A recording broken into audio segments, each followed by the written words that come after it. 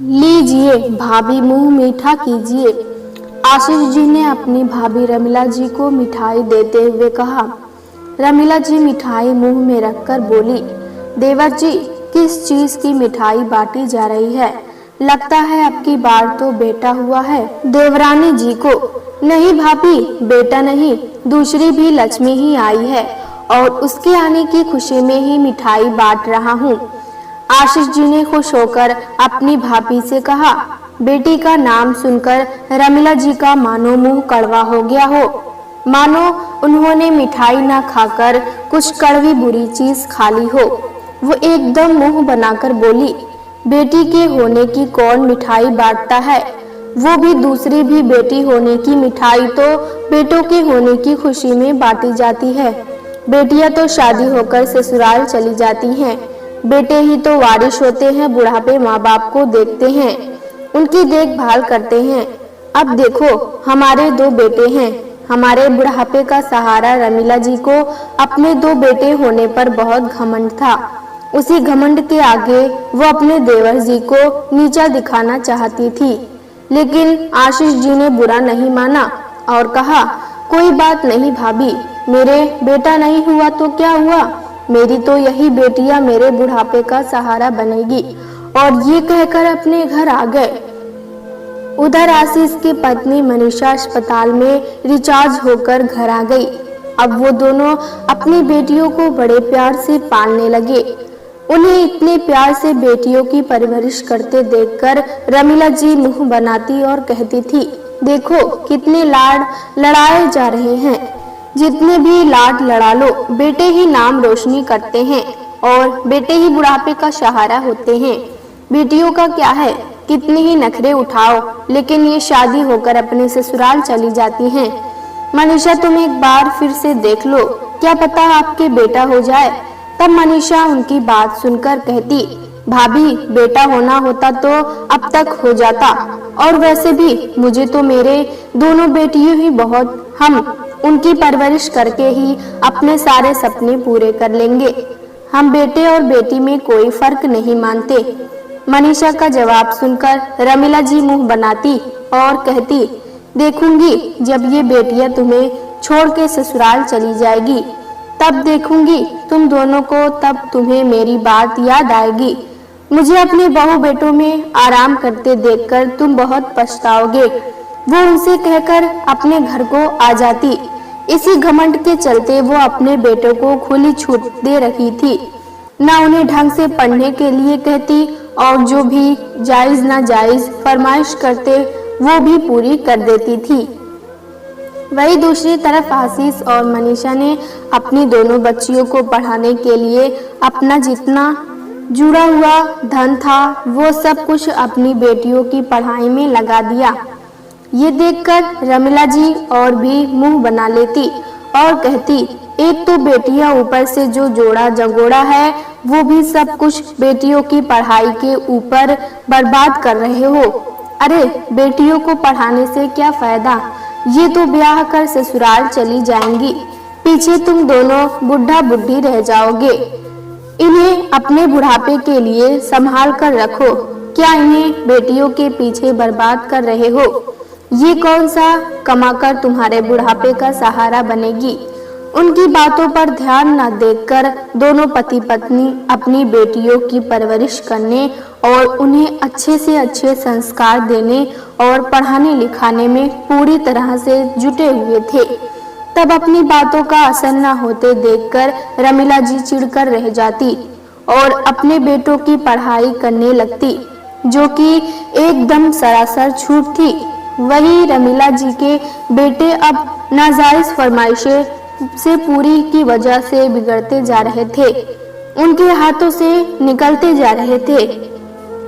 दोनों बेटों के जुए, शराब, सट्टेबाजी की ऐसी बुरी लत लग गई थी कि उससे पीछा छुड़ाना नामुमकिन था।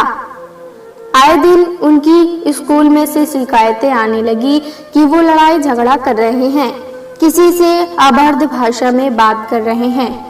रमीला जी के पति रजत जी उन्हें समझाते तो रमीला जी बीच में आ जाती, कहती, अजी क्या हो गया, बच्चे ही तो हैं, बच्चे तो इतनी छोटी मोटी हरकत कर देते हैं, आप क्यों हर वक्त मेरे बच्चों को डांटते रहते हैं? देखना, एक दिन यही हमारा नाम रोशन करेंगे। तब रजत जी चिढ़कर बोलते, ये नाम रोशन करेंगे? नाम तो रोशन अभी से कर रहे हैं। हर किसी से बदतमीजी से बहुत बात कर रहे हैं। किसी को अपने आगे कुछ नहीं समझते। अभी से ही ना जाने कौन कौन से ऐब उन्होंने शुरू कर दिए हैं, और ये हमारा नाम रोशन करेंगे। नाम तो ये रोशन करेंगे, लेकिन अच्छे कामों से नहीं, बुरे कामों से करेंगे। मेरी बात तुम ध्यान से सुन लो। अगर इनका यही हाल रहा तो देख लेना, एक दिन तुम बहुत पछताओगी। लेकिन रमीला जी उनकी बात पर ध्यान नहीं देती और बच्चों का पक्ष लेती रहती। नतीजा ये हुआ, दोनों बेटे हाथ से निकल गए। छोटा बेटा अपने ही कॉलेज की एक लड़की को लेकर भाग गया जो दूसरी बिरादरी की थी। अब उन्होंने प्रमिला जी का जीना हराम कर रखा था कि उन्हें उनकी बेटी चाहिए, वो भी किसी भी कीमत पर। रमीला जी का सारा तेजपन रफू चक्कर हो गया और रमीला जी सर झुकाए खड़ी रहती। अब उनसे कोई जवाब न बनता। उधर रजत और उनका बड़ा बेटा मयंक दोनों मिलकर छोटे बेटे रचित को ढूंढने में लगे थे, लेकिन उसका कहीं से कोई पता न था। अपना काम छोड़कर वो उसे ढूंढने में लगे हुए थे। पैसा लग रहा था सो अलग, लेकिन कुछ भी फायदा हासिल नहीं हो रहा था। थक हार कर रह बैठ गए और लड़की वालों से कहा, हमने तो अपनी पूरी कोशिश कर ली है, अब आप कोशिश करके देख लीजिए।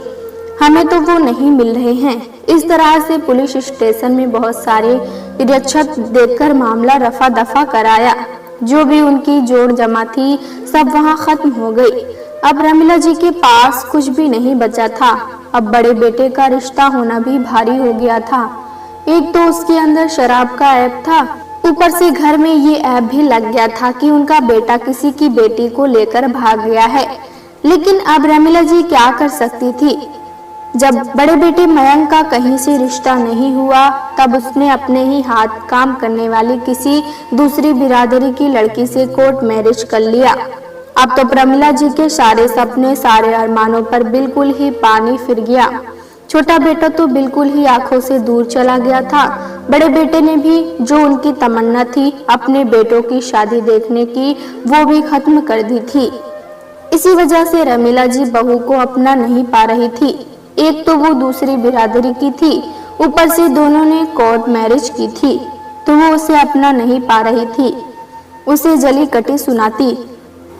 आखिरकार मयंक की बीवी तंग आकर मयंक से कहने लगी, मैं तुम्हारी माँ के साथ नहीं रहना चाहती। तुम्हारी माँ तो हर वक्त जली कटी सुनाती रहती है, और ऊपर से कोई मोहल्ले वाली या कोई भी आती है वो इसी बात को कहती है कि इनका बेटा तो किसी की लड़की को लेकर भाग गया। बस बहुत हुआ, मैं अब इतने बदनाम घर में नहीं रहना चाहती। मुझे अगर तुम्हें रखना है तो अलग लेकर रखना होगा, नहीं तो मैं तुम्हें छोड़कर जा रही हूँ। पंकज की क्या करता? एक तो बड़ी मुश्किल से उसकी शादी हुई थी, ऊपर से वो भी छोड़कर जाने को कह रही थी। पंकज अलग किराए के घर में रहने चला गया। रवीना जी और रजत अकेले घर रह गए। उनकी दुख बीमारी देखने वाला कोई नहीं था। उधर दूसरी तरफ आशीष और मनीषा की दोनों बेटियां पढ़ लिखकर एक तो डॉक्टर बन गई और दूसरी बेटी इंजीनियर बन गई। दोनों बेटियों ने मिलकर घर को अच्छा और पहले से अच्छा बना दिया था। आशीष और मनीषा ने अच्छे घर देखकर दोनों बेटियों की शादी वहां कर दी। अब दोनों बेटियां इतनी पढ़ी लिखी और इतना कमाने वाली थी, उन्होंने दहेज लेने से भी मना कर दिया। दोनों बेटियां अपने घर में खुश रह रही थी और बारी बारी आकर माँ बाप की देखभाल भी करती थी, माँ बाप की सेवा की करती थी। एक दिन मनीषा से उसकी पुरानी पड़ोसन मिलने आई और उनसे रमीला जी के सारे हालचाल बताए और बताया रमीला जी की हालत बहुत खराब है, कोई उन्हें पानी पिलाने वाला भी नहीं है। बेचारे रजत भाई बुढ़ापे में इधर उधर छोटा मोटा काम ढूंढते फिरते हैं, क्योंकि प्राइवेट नौकरी करते थे तो पेंशन का तो कोई जुगाड़ भी न था, और अब उन्हें इस उम्र में नौकरी देगा भी कौन। उनके हालात बहुत बुरे हो गए हैं। सारा सब कुछ बेटों के ऊपर लुटा दिया। अब बस रहने के लिए सिर्फ एक घर ही बचा है, जिसे उन्होंने आधा किराए पर दे दिया है। उसी से अपना घर चला रहे हैं। जब मनीषा और आशीष ने अपने भैया भाभी की ये हालत सुनी तो उन दोनों से रहा नहीं गया और वो दोनों उनसे मिलने चले आए। उन दोनों की हालत देखकर उनको बहुत दुख हुआ।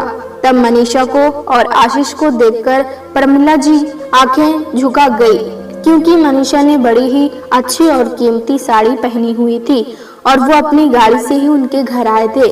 आज जिन बेटों ने घमंड के वो रमीला जी आशीष और मनीषा को बेटियों होने का ताना देती थी और उन्हें चिढ़ाती थी, उन्हें जली कटी सुनाती थी, आज उन्हीं बेटियों ने उन्हें किस बुलंदी पर पहुंचा दिया था।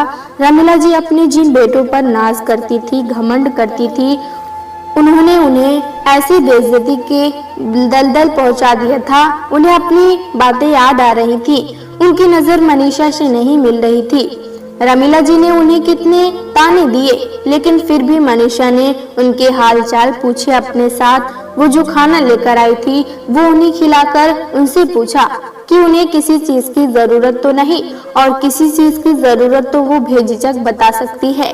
तब रमीला जी बोली, मनीषा मुझे और शर्मिंदा मत करो, मैंने तुम्हें और तुम्हारी बेटियों के बारे में क्या कुछ नहीं कहा, और मैं जिन बेटों के ऊपर घमंड करती थी आज वही बेटों ने देखो मुझे कहां से कहां पहुंचा दिया है। हो सके तो मुझे माफ कर दो। मैं जो अपनी बेटी पर घमंड करती थी कि वो हमारे बुढ़ापे का सहारा बनेंगे, सहारा तो छोड़ो, उन्होंने तो हमें कहीं का भी नहीं छोड़ा। और जिन बेटियों को हम कहा करते थे कि ये तो ब्याह कर अपने ससुराल चली जाएंगी, आज वही बेटियां देखो तुम्हारा सहारा बने खड़ी हैं। तुमने सही कहा था कि बेटियों की सहारा हो सकती हैं। आज ये बात मेरी समझ में आ गई। कैसी बात कह रही है आप भाभी, आप हमारी बड़ी हैं, आप हमसे माफी मांगकर हमें पाप का भागी मत बनाइए। बड़े तो आशीर्वाद देते हुए अच्छे लगते हैं, माफी मांगते हुए नहीं। और पिछली बातें जो हुई उन सबको भूल जाइए, और अब से आपको किसी भी चीज की जरूरत हो तो हमें बिना झिझके बताइएगा। प्यारे दोस्तों, अगर ये कहानी आपको पसंद आए तो लाइक सब्सक्राइब करना ना भूलें।